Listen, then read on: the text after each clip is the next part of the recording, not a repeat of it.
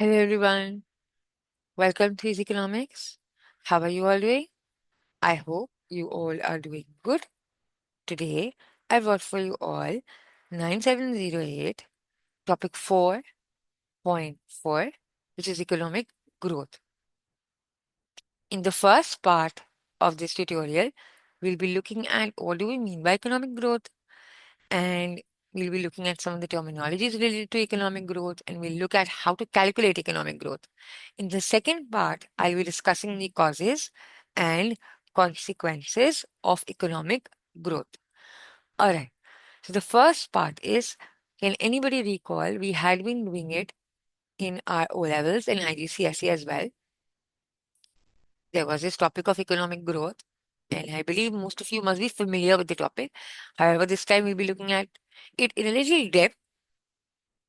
Now, economic growth, yes, that was an increase in the productive potential, or you could say that economic growth refers to an increase in an economy's output. Now, why do we actually need economic growth, or what is the significance of economic growth? It is relevant because it is one of the key macro indicators that reveal how an economy is performing, right? Or had been performing for a particular period of time or over a period of year, right? And if I ask you, what do we mean by the term economic growth rate? So, economic growth rate is actually the annual percentage change in the output. That means how much change in the output came or was recorded, or the change that you can calculate over a period of time, over a period of year, right? Annual means a year. That would refer to as the growth rate, right, of the economy. Now, if you want an economy to experience economic growth, the level of output that an economy produces at a particular point in time must be actually greater than the increase in the population. That means if the population also rose and there was also an increase in the production of the goods and services.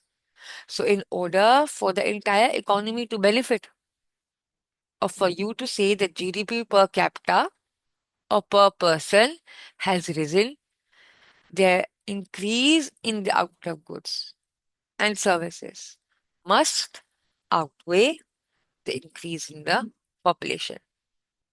Then only we can say that yes, the economy has experienced an increase in the economic growth in real terms.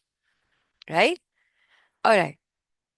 Now, previously, what had been happening was that these two terms, economic development and economic growth, were considered to be the same thing. Right?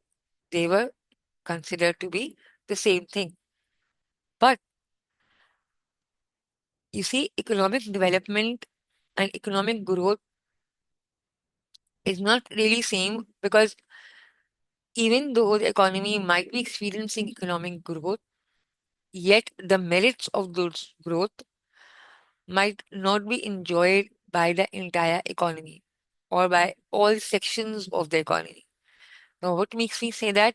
You see, economic development is actually the process of improving people's economic well being and quality of life. So, development is actually the process of bettering of the lives of the people. And once you've done that, then you can say that the economy has experienced economic growth. So, that's the process. And after undergoing that process, yes, you can say that the economy has actually witnessed economic growth in real terms. Now, clear? Now, you see, economic growth can lead to economic development or may not lead to economic development. Why? Because it could be that yes, there is an increase in the availability of goods and services that would improve the welfare of people, thereby increasing the living standard of the people, right?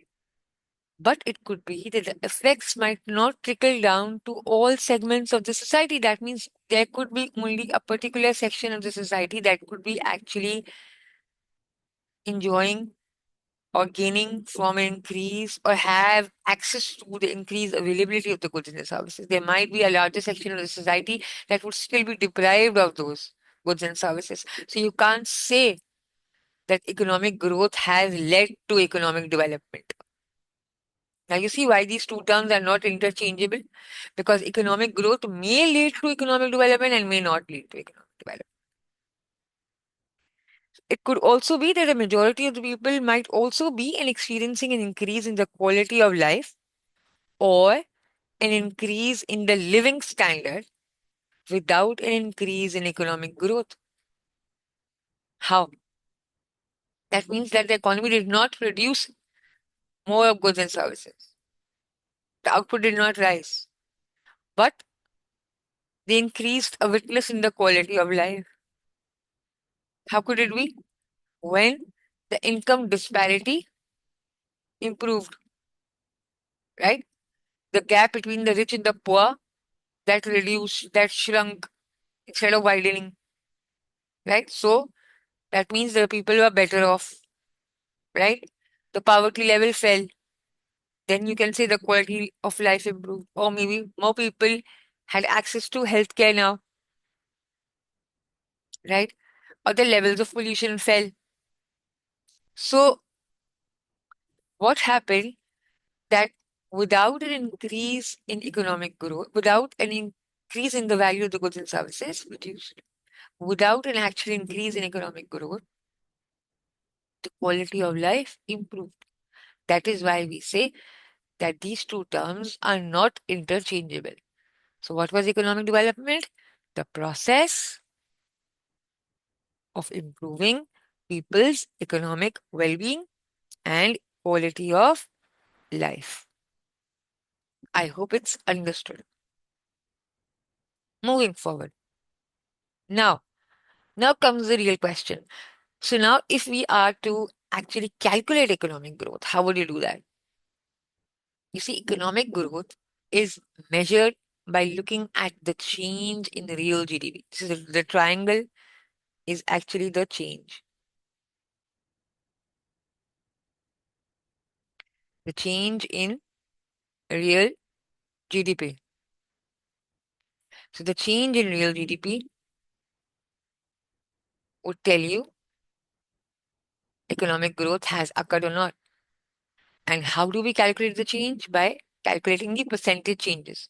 So we calculate the percentage changes in real GDP from one time period to another, usually a year, right? So it's measured on a per annum basis. Now, how do you calculate economic growth? We actually use the GDP deflator, right? And what is a GDP deflator? GDP deflator is actually the price index that converts nominal into real GDP, right? For all the domestically produced goods and services, right? So whatever goods and services are manufactured locally, the price index of those goods is converted from nominal GDP to real GDP, and it helps us determine the level of economic growth. Now, there are a couple of terminologies that we must first understand before we come to measuring of the real GDP, right? Now, what do you mean by real GDP? So, real GDP is when we measure output in constant prices, right? Nominal GDP is when output is measured in current prices, right? Now, this means what do you mean by constant prices and what do you mean by current prices? Current prices is prices that would be in a particular year. For instance, whatever the prices were in 2026, right? And if using those prices, I calculated the total output, that will be referred to as nominal GDP. But if we use the prices and restricted it to the index, the base year, right? Then once we are considering the changes referring to the index, we've linked it to the index, the base year, then we are talking about the real GDP, right? Constant prices would be we are when we are picking up prices in a base year, right? We selected a particular year and we've marked that as 100. So what's a base year? That's a point of reference in time. That would be used to measure how much changes have occurred, right? And it's usually given a value of 100, right? Now, what's the formula? Real GDP is equal to nominal GDP multiplied by the price index in a base year divided by price index in a current year, right? So the numerator would take in the figure of the base year, would be 100, price index in a current year, right?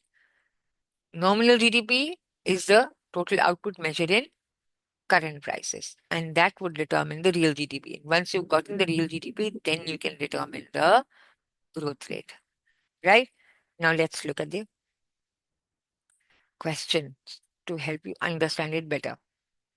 Now, before I explain you the example or how to calculate the real GDP, can anybody tell me why is have we actually made a distinction between nominal and real GDP? Why can't we just pick up nominal GDP? And why are we actually referring to real GDP?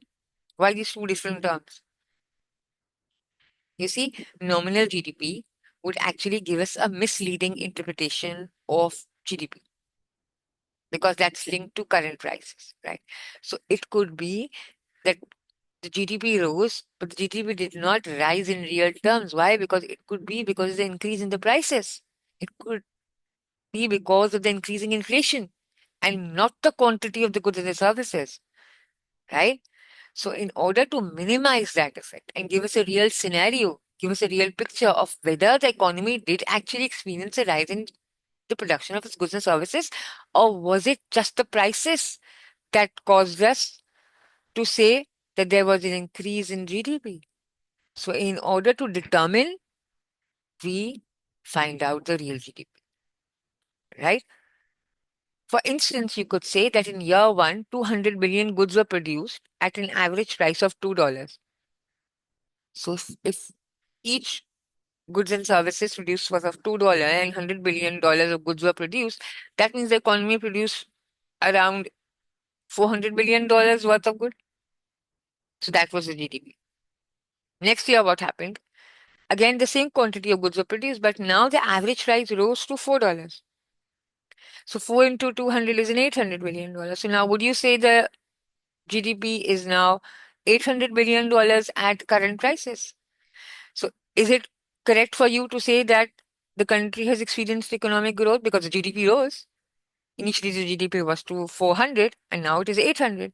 So you would say that more uh, goods and services will produce? The economy produced more of goods this year? In year two, 400 billion more goods were produced? Is it correct for you to say that? No, that's not correct because in quantity, the goods never rose. It was a inflationary effect, right? It was a price hike. So that is misleading. That is the reason why we actually calculate the real GDP. Now, this is an example that will help us calculate the real GDP. You can just plug in the figures in the formula and you will come to know how to calculate it. For instance, in 2020, a country's GDP was $1,000 billion and the price index is 100. So this means 2020 is what? The base year. Why? Because the price index is 100. So when the price index is 100, what is that? Exactly, that's the price index in base year, right? So in 2021, the next year, what happened? The nominal GDP is $1,200 billion. So this is the GDP in current prices. So we've got the GDP in current prices, that is nominal GDP. We have the price index in base year, that is 100, and the price index in current prices is also here, which is 120. You put in these three figures into the formula to determine the real GDP, right? So now we just plugged in the figures. So 1200 into 100 divided by 120. We put in 100 in the numerator, 120 in the denominator, and the real GDP we arrived was $1,000 billion, right? So this is how you calculate it. I hope you understood. We'll be back in the second part with the causes and consequences of economic growth. Stay tuned, subscribe, happy learning.